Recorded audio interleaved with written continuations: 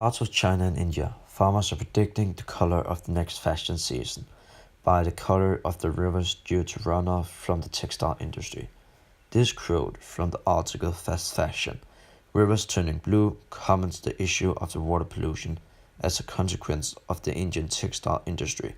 Imagine being one of these Indian farmers living near a poisoned river, having no clean water to drink, and having no clear water to shower in, as a result of the toxic chemicals that are used at the factories to dye clothing. But that's not the only consequence. Besides water pollution, the textile industry is also the second largest discharger of carbon dioxide, which has vital impact on the environment and the future generations. The Indian clothing industry began already in the 60s when European countries started outsourcing their textile productions as a result of low priced labor and high efficiency in Asian countries. But India has always been a prominent manufacturer of clothing. The beginning of the Indian clothing industry can be traced back to the British Imperium, with India as a colony under British rule. As a more significant financial plan, India was made a primary producer of raw materials, for example cotton, which made them an obvious manufacturer of clothing. If we take a look at how the industry works in India, we have to look at it both in the past but also look at how it changed through the time. A long time ago, when the industry first started in India, they were sieving by hand, which took an enormous amount of time. Later, the sewing machine were invented, and more industries in India started to use them instead. This immediately heightened the efficiency.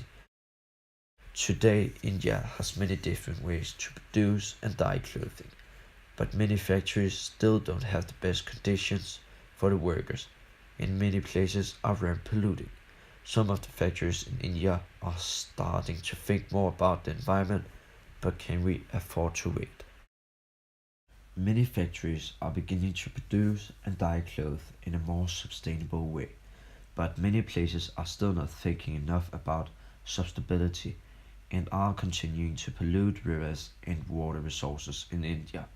By polluting the water, it gets to the groundwater. It makes the inhabitants sick.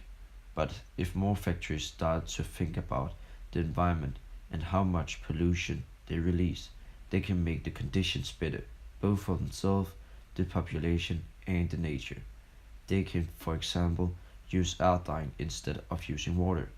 If every factory in the textile industry started using iodine, the environmental impact from the factories would decrease noticeably, and if it spread to the rest of the world, many things would change for the better, both for people in general and the environment.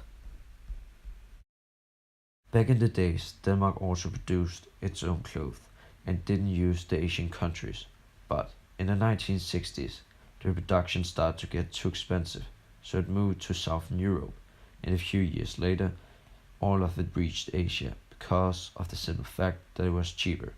The cost of making clothes are too high in Denmark compared to Indian production.